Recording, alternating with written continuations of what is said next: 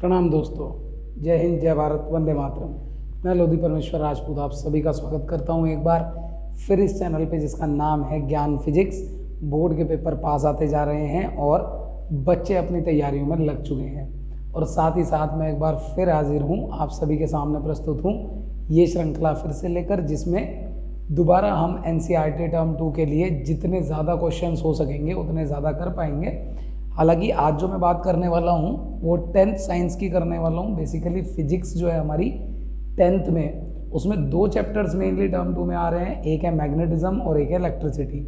इसमें जो मैग्नेटिज्म है उसमें न्यूमेरिकल पार्ट नहीं है, बट इलेक्ट्रिसिटी में अच्छा खासा न्यूमेरिकल पार्ट इस बार आ रहा है।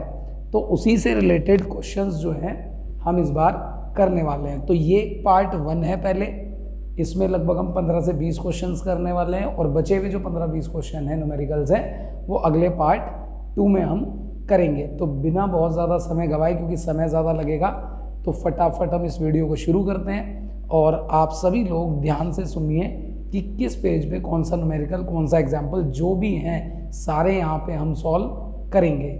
चलिए जी, तो सबसे पहले पेज नंबर 200 पे है एग्जाम्पल नंबर 12.1। सबसे पहले पेज नंबर 200 एग्जाम्पल 12.1 एनसीईआरटी, ठीक है। चलिए जी, तो इसमें देखते हैं। वो कह रहा है अ current of 0.5 ampere is drawn by a filament of an electric bulb for 10 minutes. Find the amount of electric charge that flows through the circuit. कह रहा है हमारे पास एक करंट है 5 एम्पियर, ठीक है। फिर वो कह रहा है कि एक इलेक्ट्रिक बल्ब का फिलामेंट है, 10 मिनट के लिए उसमें से करंट पास होता है 10 मिनट के लिए, ठीक है। Find the amount of electric charge that flows through the circuit. कह रहे हैं इलेक्ट्रिक चार्ज बताना है, सर्किट से कितना फ्लो कर रहा है, दैट मीन्स क्यू हमें फाइंड करना है, चाहे कैपिटल क्यू ले लीजिए चाहे स्मॉल क्यू ले लीजिए, ठीक है। अब क्योंकि यहाँ पे आपका इलेक्ट्रिक करंट एम्पियर में है, एम्पियर का मतलब एसआई यूनिट, तो एसआई यूनिट में है तो टाइम को भी एसआई यूनिट में कन्वर्ट कर लीजिए। तो 10 मिनट इंटू 60 600 सेकेंड। भाई 1 मिनट में 60 ही सेकेंड है ना, तो 1 मिनट में 60 है तो 10 मिनट में 600। कोई समस्या मुझे तो नहीं लगता होनी चाहिए। चलिए, तो हम जानते हैं जो करंट होता है that is rate of flow of charge Q/T। तो करंट हमको दिया हुआ है 5 एम्पियर, चार्ज हमको कैलकुलेट करना है, टाइम आपको 600, तो Q इज इक्वल टू हो जाएगा 5 इंटू 600 और 5 6 जा 30, तो लगभग आपका इतना कूलाम चार्ज फ्लो करेगा। तो ये हमारे पास क्वेश्चन हो जाता है। अरे सॉरी, इसमें जो करंट है दोस्तों वो है 0.5 एम्पियर है, तो इसको 0.5 कर लीजिए, ठीक है। ये 0.5 है और यहाँ पे भी 0.5 है, तो यहाँ पे एक पॉइंट और लग जाएगा, तो ये हो जाएगा 300 कूलाम, ठीक है दोस्तों। तो ये चीज़ ध्यान रखिएगा ये क्वेश्चन जो है पढ़ते हुए, क्योंकि इसमें जो 0 और पॉइंट है वो थोड़ा सा मिसप्रिंट हो रखा है, तो 0.5 है, ठीक है। तो 300 कूलाम इसका चार्ज आता है। अच्छा, ध्यान रखिएगा वीडियो में कैलकुलेशंस थोड़ी कम करूंगा, जिसमें बहुत ज़्यादा नीडेड है और इजी कैलकुलेशंस हैं वो मैं फटाफट करके आपको दिखाता चलूँगा। जिसमें ज़्यादा कॉम्प्लेक्स कैलकुलेशंस हैं वहाँ छोड़ दूंगा, क्योंकि कैलकुलेशन आप कर सकते हैं। बेसिकली हमको फंडामेंटल पे, फॉर्मूलों पे, कॉन्सेप्ट पे ज़्यादा बात करनी है। उसके बाद सेम पेज पे इसी पे क्वेश्चन है, ब्लू क्वेश्चन जो है क्वेश्चन नंबर 3 है, वो हमारे पास पेज नंबर 200 ही है और इस पे ब्लू क्वेश्चंस में क्वेश्चन नंबर 3। तो इसको मैं रब कर रहा हूँ, आप नोट करना चाहते हैं कर लीजिएगा, शायद समय मिल गया है इतना, आप नोट कर सकते हैं, समझ सकते हैं, स्क्रीनशॉट ले सकते हैं।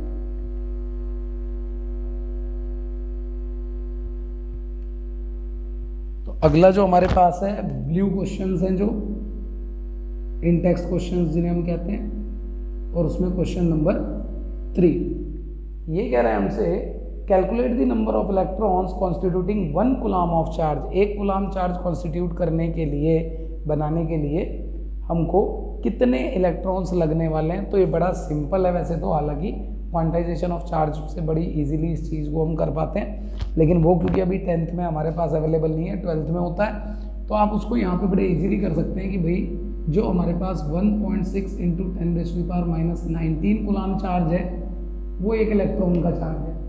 तो कहते हैं एक कूलाम चार्ज कितने इलेक्ट्रॉन से करने वाला है भाई, 1/1.6 इंटू 10⁻⁻19 इलेक्ट्रॉन्स।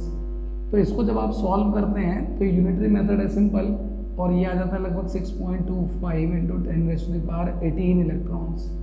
ये लगभग इसकी वैल्यू जो है इतनी आ जाती है, 6.25 इंटू 10⁻18 इलेक्ट्रॉन्स। बिल्कुल सही कैलकुलेशन देख लीजिएगा, यही है या कुछ थोड़ी बहुत ऊपर नीचे है, शायद एनसीईआरटी में इसकी वैल्यू भी दी हुई है 6 इंटू 10⁻18। ठीक है, आगे बढ़ते हैं।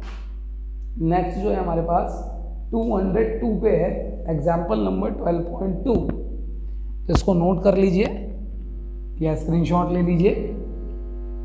जितने टाइम में मैं अगला क्वेश्चन पढ़ता हूँ उतने टाइम में आप इसे नोट कर लीजिए, क्योंकि अगला जो क्वेश्चन है उसके बीच में टाइम मिलता रहेगा। पेज नंबर है हमारे पास 202, एग्जाम्पल नंबर है 12.2। देखें भाई, अब इसमें वो कह रहा है how much work is done in moving a charge of 2 coulomb across 2 points having a potential difference 12 volt। कह रहे कितना वर्क करना पड़ेगा हमको, यानी कि W we have to find out this, and then आगे वो बोलता है कि चार्ज जो है हमारे पास वो है 2 कूलम का। ठीक, moving a charge of 2 coulomb, और 2 पॉइंट है हमारे पास जिसमें पोटेंशियल डिफरेंस है 12 वोल्ट का। वो कह रहा है 2 पॉइंट्स हैं, चार्ज को मूव कराना है, ए से लेकर बी तक चार्ज आपका है 2 कूलम, और वर्क डन आपको फाइंड करना है, और इन दोनों के बीच में जो पोटेंशियल डिफरेंस है दैट इज 12 वोल्ट। 12 वोल्ट का पोटेंशियल डिफरेंस है। ठीक है, तो बहुत बड़ा काम फिर से नहीं है हमारे लिए। हम जानते हैं W/Q = V होता है, वर्क आपको फाइंड करना है। W = Q × V। कितना है हमारे पास, 2 कूलम। कुछ भी ऐसा नहीं है जो SI यूनिट में ना गिवन हो, सब कुछ SI यूनिट में है, तो 24 जूल। ठीक है, मेरे ख्याल से ये समझ आना चाहिए। अगर कोई भी प्रॉब्लम है, किसी को लग रहा है बहुत तेज़ी से पढ़ाया जा रहा है या बहुत तेज़ी से बताते जा रहे हैं, तो आप हमको कमेंट में बता दीजिएगा, और भी वीडियोस इसके ऊपर बना दूंगा, कोई टेंशन वाली बात नहीं है। फिलहाल क्योंकि बहुत सारे क्वेश्चन कवर करने हैं, लंबी वीडियो है थोड़ी, तो कोशिश कर रहा हूँ मैक्सिमम क्वेश्चंस को कवर कर सकूँ। फिर इसी पेज पे क्वेश्चन नंबर 3 है हमारे पास, इसी पेज पे ब्लू क्वेश्चंस हैं, पेज नंबर 202, और question number 3, how much energy is given to each coulomb of charge passing through a 6 volt battery. कहते हैं कितनी एनर्जी आपको देनी पड़ेगी हर कूलम ऑफ चार्ज के लिए अगर आप उसे पास कराना चाहते हैं 6 वोल्ट बैटरी से। तो अब देखिए, एनर्जी और वर्क जो होता है ये दोनों, पहले तो पेज नंबर सेम है, ब्लू वाला इन टेक्स्ट क्वेश्चन है, एंड क्वेश्चन नंबर 3। ठीक है, तो इसमें वो फिर हमसे कह रहा है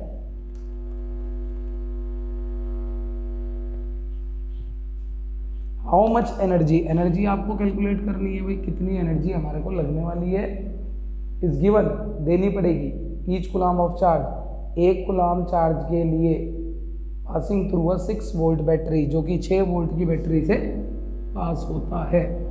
ईच कूलम का मतलब आप समझते हैं, ईच कूलम का मतलब Q कितना है यहाँ 1 कूलम, तो Q = 1 कूलम।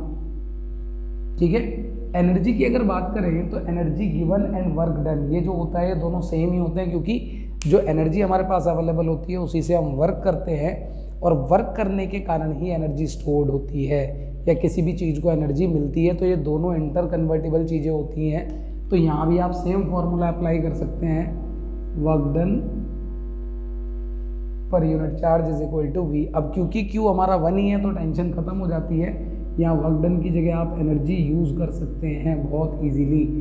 तो E/1 = 6, E = 6 × 1 that is 6 joule.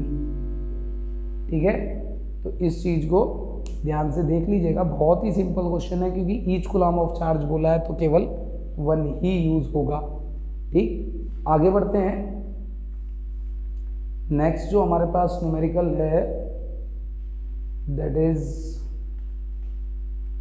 Page number 208, example number 12.3, page number 208। यहाँ पे मैं एग्जाम्पल 12.3 जो है उसे पढ़ रहा हूँ और वो कह रहा है how much current will an electric bulb draw from a 220 volt source. अब जरा मैं इसका गिवन जो दिया है वो लिखता हूँ, तो आप इसी बीच में ये न्यूमेरिकल्स जो हैं इनको अगर नोट करना चाहते हैं तो कर लीजिए, सॉल्यूशंस इनका अपने पास रखना चाहें, स्क्रीनशॉट लेना चाहें, जो भी है। तो अब हमारे पास एग्जाम्पल नंबर 12.3, पेज नंबर है हमारे पास 208, एग्जाम्पल 12.3। चलिए, तो कह how much current will an electric bulb draw from a 220 volt source. हमारे पास पोटेंशियल है 220 वोल्ट। आगे कह रहे हैं if the resistance of the bulb filament is 1200 ओम। अगर फिलामेंट का रेजिस्टेंस है 1200 ओम। चलिए जी, आगे कहता है बी पार्ट इसमें बोलता है how much current will an electric heater coil draw from a 220 volt source if the resistance of the heater is 100 ओम। तो दो पार्ट इसमें है, ए पार्ट में उसने हमको वी दिया है, आर दिया है और आई हमसे पूछा हुआ है, पार्ट ए आई हमसे वो कैलकुलेट करवा रहा है। ठीक है, तो फर्स्ट पार्ट ही कर लेते हैं पहले। तो इसमें बिल्कुल सिंपल ही है, आप ओम्स लॉ जानते हैं, ओम्स लॉ से रिलेटेड क्वेश्चन है। V is equal to I R, V आपको गिवन है 220 volt, I you have to calculate, R आपको दिया हुआ है 1200 ओम। क्योंकि सब कुछ SI यूनिट में है तो कोई भी समस्या की बात नहीं है। तो 220 अपॉन 1200 कैंसिल कर लीजिए, ये 11, I is equal to 11/60 ampere. ठीक है, तो इसका ए पार्ट जो है वो बहुत ही इजीली आप इसको सॉल्व कर सकते हैं। बी भी बहुत इजी है, कह रहा how much current will an electric heater coil draw from a same 220 volt. तो बी पार्ट में भी उसने जो आपको वी दिया हुआ है वो 220 वोल्ट ही दिया हुआ है and resistance is 100 ohm. Heater का रेजिस्टेंस जो दिया हीटर कॉइल का दैट इज 100 ओम और आपसे यहाँ भी वो आई कैलकुलेट करवाना चाहता है। तो सेम फॉर्मूला अप्लाई होगा बिल्कुल, V is equal to I R and यहाँ से I इज इक्वल टू हो जाएगा V अपॉन आर, ये 220 और यहाँ पे 100 cancel and this is 2.2 ampere. ठीक है, तो ये बहुत ही इजी कॉन्सेप्ट है, डायरेक्ट फार्मूला लगा के आप कर सकते हैं इसको, कोई समस्या नहीं आने वाली। ठीक है, तो ये दो क्वेश्चन है एक साथ दिए हुए ए और बी पार्ट करके आप बड़ा इजीली इसको सॉल्व कर सकते हैं। ठीक है, तो आप एक बात ध्यान रखिएगा कि पोटेंशियल दोनों में सेम है। यहाँ देखिए 220 यहाँ है, 220 यहाँ है, लेकिन जब रेजिस्टेंस ज़्यादा है तो करंट कम आता है और जब रेजिस्टेंस कम होता है तो करंट ज़्यादा आता है। तो ये चीज़ ध्यान रखिएगा कि जो पोटेंशियल होता है हमारा सिर्फ उस पर बात डिपेंड नहीं करती। इसके बाद इसी पेज पे 208 पे ही अगला है एग्जाम्पल नंबर 12.4। मैं पढ़ रहा हूँ, इतना आप इसको नोट करना चाहें तो कर सकते हैं, बुक आप अपने पास ही रखिएगा, साथ के साथ चलते रहेंगे। तो कहता है the potential difference between the terminals of an electric heater 60 volt when it draws a current of 4 ampere from the source. What current will the heater draw if the potential difference is increase to 220 volt. चलिए जी, अब इसमें जो given है वो देखते हैं पहले क्या गिवन है, आफ्टर दैट फिर इसको सॉल्व करना शुरू करते हैं। तो ये हमारे पास है एग्जाम्पल नंबर 12.4। चलिए एग्जाम्पल 12.4 देखते हैं। तो फिर वो क्या कह रहे हैं हमसे कि पोटेंशियल डिफरेंस है, हीटर है हमारे पास और इसमें जो पोटेंशियल डिफरेंस अप्लाइड है that is V is equal to 60 volt हमारे पास अप्लाई हुआ है और ये करंट ले रहा है 4 एम्पियर का। ठीक है, आगे कहते हैं from a source what current will the heater draw. कितना करंट लेने वाला है हीटर अगर पोटेंशियल डिफरेंस 120 हो जाए। तो कह रहे हैं अगर पोटेंशियल डिफरेंस 120 हो जाए तो भैया I2 की वैल्यू आपको फाइंड करनी है, ठीक है। तो बड़ा सिंपल है। अब सबसे पहले यहाँ पे दिमाग में आएगा यार I को फाइंड कैसे करें, ठीक है। तो सबसे पहले ऐसी चीज़ ढूंढ लीजिए जो बदलेगी नहीं, पोटेंशियल बदलने के बाद भी जो ना बदले। तो किसी भी कंडक्टर का रेजिस्टेंस कभी भी नहीं बदलता, ये बात ध्यान रखिए, कभी नहीं बदलता, चाहे जो मर्जी हो जाए, ज़मीन आसमान एक हो जाए, कहते हैं कि इसका नहीं बदलता जी। कब तक? जब तक कि आप इसमें चेंजेस ना लाएं, लेंथ चेंज ना करें, एरिया चेंज ना करें, मटेरियल चेंज ना करें। तो कहते हैं ये जो हमारा कंडक्टर का रेजिस्टेंस है बदलता नहीं है। और उसे फाइंड करने के लिए आपके पास V1 और I1 अवेलेबल हैं। तो हमारे पास कोई कंडक्टर है, आपने उसके अक्रॉस पोटेंशियल अप्लाई किया हुआ है, कितना करा हुआ है भाई, 60 वोल्ट किया हुआ है, करंट फ्लो हो रहा है 4 एम्पियर। कहते हैं यही कंडक्टर है दोबारा से जिसका रेजिस्टेंस R है, और कहते हैं इस बार आपने उस पर पोटेंशियल अप्लाई किया 120 volt. Now you have to find out कितना करंट यहाँ फ्लो करने वाला है, जिसे हमने I2 बोला है, ये I1 है, ठीक है। ये हमारे पास V1 है, ये हमारे पास V2 है। कह रहे हैं सब ये चीज़ें जो है इसमें ये R जो है कंडक्टर तो चेंज नहीं होगा, सेम कंडक्टर है, जो भी वो बात कर रहा है, हीटर है या जो भी है, तो बदलेगा नहीं। तो आप इजीली यहाँ से R is equal to V1 upon I1, ohm's law, V is equal to IR होता है, वहीं से हम ये फॉर्मूला ले रहे हैं। तो V1 कितना है मेरे पास 60, I1 कितना है मेरे पास 4, ठीक है। अब ये आपके पास रेजिस्टेंस आ गया भाई इतना हो, ठीक। अब इसको रेजिस्टेंस को आप इजीली यहाँ पे पुट कर सकते हैं भाई, V2 is equal to I2R, ठीक है। You have to calculate I2, so V2 by R। V2 की वैल्यू कितनी है हमारे पास 120, ठीक। और R की वैल्यू कितनी है, अच्छा 120 बाय 1 कर लीजिए, एंड दिस इज 60 बाय 4। ये घूम के यहाँ चला जाएगा, यहाँ चला जाएगा, 120 इंटू 4 बाय 60। तो चलिए जी 8 एम्पियर का करंट फ्लो करने वाला है। फिर आप एक चीज़ देखें जो आपने ओम्स लॉ में पढ़ा था कि अगर पोटेंशियल की बात करें तो कहते हैं करंट इसके डायरेक्टली प्रोपोर्शनल चलता था। तो देखिए आपने क्या किया, पोटेंशियल को डबल किया, तो करंट जो यहाँ पे 4 एम्पियर था, I2 आपका 8 एम्पियर आ गया। तो पोटेंशियल को डबल किया तो करंट भी डबल हो गया, ठीक है। आगे बढ़ते हैं, एग्जाम्पल जो है हमारे पास 12.5 क्या कह रहा है, resistance of a metal wire of length 1 metre is 26 ohm at 20 degree Celsius. If the diameter of the wire is 0.3 mm, what will be the resistivity of the metal at that temperature? और फिर उसने आगे हमको बोला using table 12.2 predict the material of the wire. तो table आप use कर लीजिएगा 12.2, जो भी वैल्यू आएगी कि वो किस मटेरियल के आसपास वाली वैल्यू है, तो वहाँ से आप मटेरियल बता सकते हैं कि कौन सा मटेरियल होगा। हालांकि बोर्ड में इस तरीके का क्वेश्चन अगर आया तो या तो वो टेबल आपको प्रोवाइड करने वाला है, और अगर बोर्ड नहीं प्रोवाइड करता है तो इस तरीके के क्वेश्चंस भी नहीं पुट करने वाला, ठीक है जी। तो 12.5 देखते हैं, एग्जाम्पल 12.5। चलिए क्या क्या गिवन है हमको, resistance of a metal wire 1 metre और लेंथ भी 1 मीटर और रेजिस्टेंस है 26। तो L है हमारे पास, सॉरी 1 मीटर है और रेजिस्टेंस है 26 ओम, और टेम्परेचर 20 डिग्री सेल्सियस। हालांकि इसे लिख लीजिए चाहे मत लिख लीजिए, इसका यूज़ आप नहीं कर पाएंगे क्योंकि अभी तक टेम्परेचर के साथ रेजिस्टेंस का जो चेंज होता है वो आपने नहीं पढ़ा, 10th में है भी नहीं, 12th में जाके इसकी बात होती है। चलिए जी आगे, फिर वो कहता है the diameter of the wire is 0.3 mm। Diameter जो दिया है वो है 0.3 mm, ठीक है। After that what will be the resistivity, बस रेजिस्टिविटी फाइंड करनी है।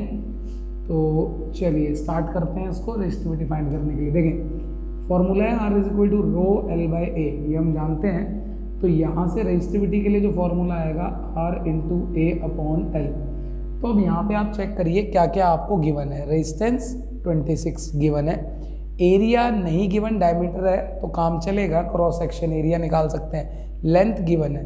तो देखिए भाई सबसे पहले इस डायमीटर से रेडियस पे पहुंचिए और रेडियस से पहुंचिए एरिया पे, क्योंकि कोई भी वायर जो है उसका क्रॉस सेक्शन एरिया क्या है, सर्कुलर, तो रेडियस मिल जाए तो सारा काम हो जाता है।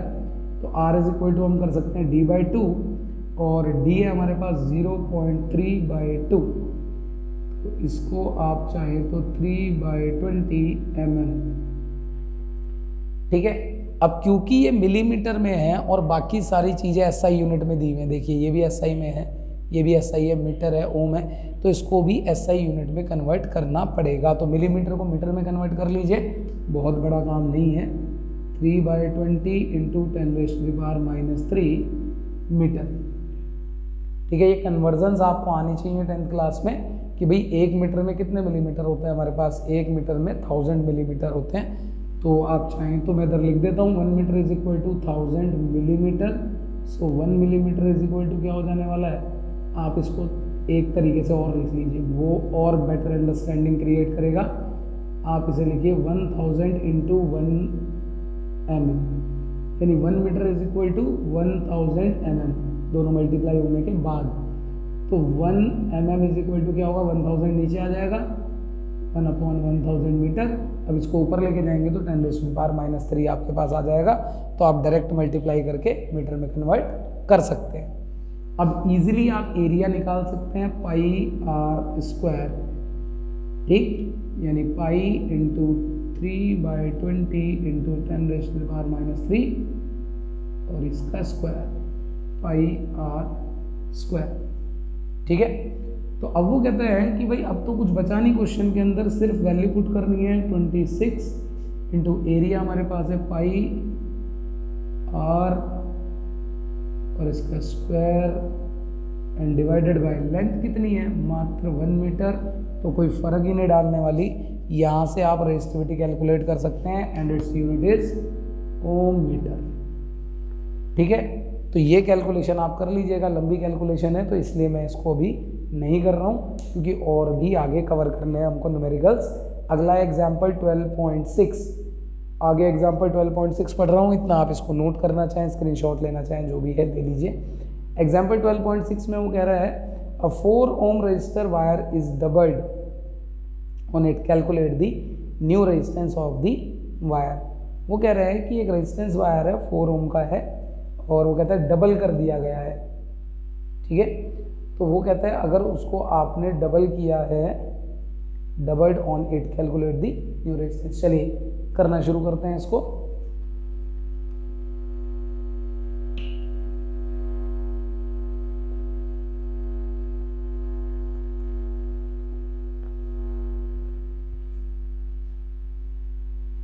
एग्जाम्पल 12.6 पेज नंबर वही है 208, ठीक है। वो कह रहा है 4 ohm रेजिस्टेंस वायर है, यानी R1 हमारे पास है 4 ohm, और कहता है 4 ohm resistance wire double on it. Double on it का मतलब होता है जैसे आपने पकड़ा और इसको घुमा दिया।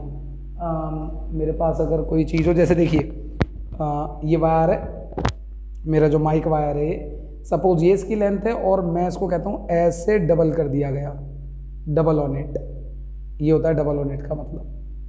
तो क्रॉस सेक्शन एरिया डबल हो जाएगा और लेंथ जो होगी वो हाफ हो जाएगी, ठीक है।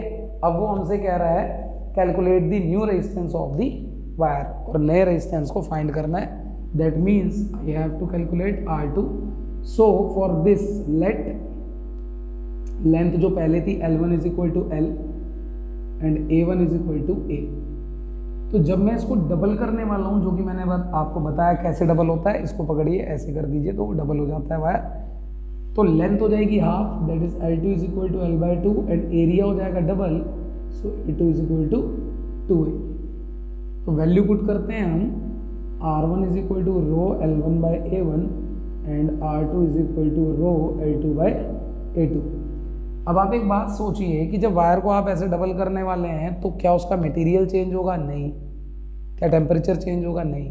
तो रेजिस्टिविटी जो होती है वो इसी पे डिपेंड करती है, मटेरियल एंड टेम्परेचर पे, और किसी बात पे डिपेंड नहीं करती। इसीलिए रेजिस्टिविटी की वैल्यू चेंज नहीं होगी, क्योंकि ना तो मटेरियल चेंज हो रहा है ना तो टेम्परेचर चेंज हो रहा है, ठीक। अब आप इनको डिवाइड कर सकते हैं ईजिली। तो जब दोनों को आप डिवाइड करते हैं तो रो से रो कैंसिल होता है, R1/R2 is equal to L1A2 upon A1L2। बहुत ही मतलब इम्पॉर्टेंट कॉन्सेप्ट है ये, आप इसको बिल्कुल ध्यान से कर लीजिए, बहुत जगह यूज होगा।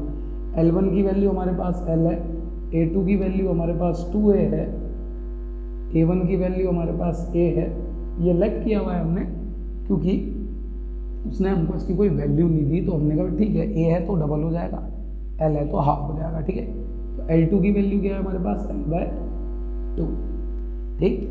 सो R1/R2 इज इक्वल टू, ये 2 जो है घूम के ऊपर पहुंचने वाला है, 2L into 2A upon A into L, तो L से L एंड A से A cancel, this is 4 and cross multiply अगर आप करने वाले हैं तो 4R2 is equal to R1 and R2 is equal to R1/4 and what is the value of R1, 4/4 that is 1 ओम।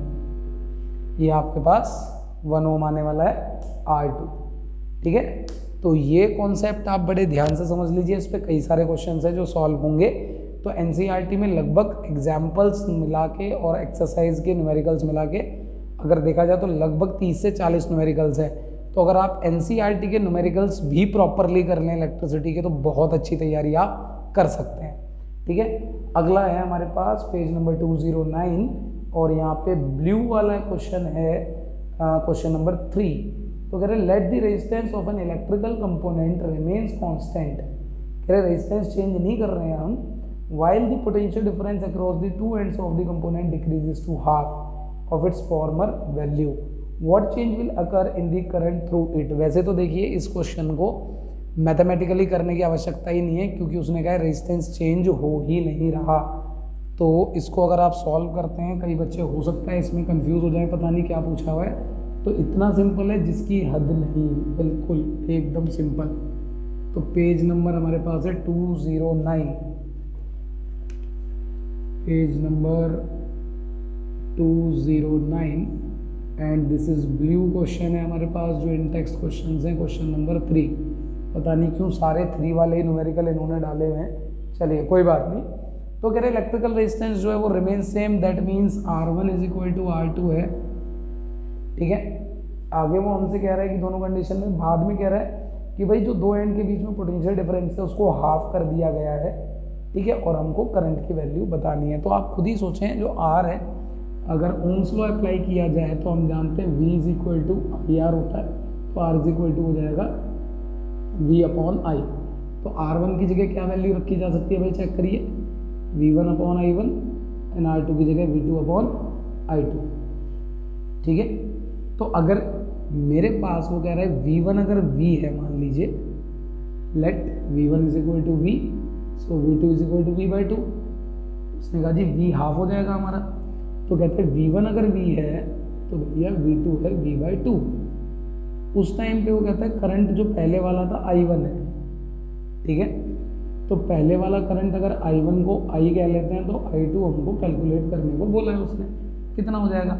वैसे तो अगर आप ओम्स लॉ देखें तो करंट R अगर कांस्टेंट है, रेजिस्टेंस कांस्टेंट है, तो V और I डायरेक्टली प्रोपोर्शनल होते हैं, I बिल्कुल डायरेक्टली प्रोपोर्शनल होता है, मतलब V को हाफ करते हैं तो I भी हाफ होगा। लेकिन मैं उसका मैथमेटिकल एक्सप्रेशन भी आपको दे रहा हूँ कि कभी अगर सॉल्व करने को बोल दिया जाए कि कैलकुलेट करके दिखाइए तो कैसे करना है।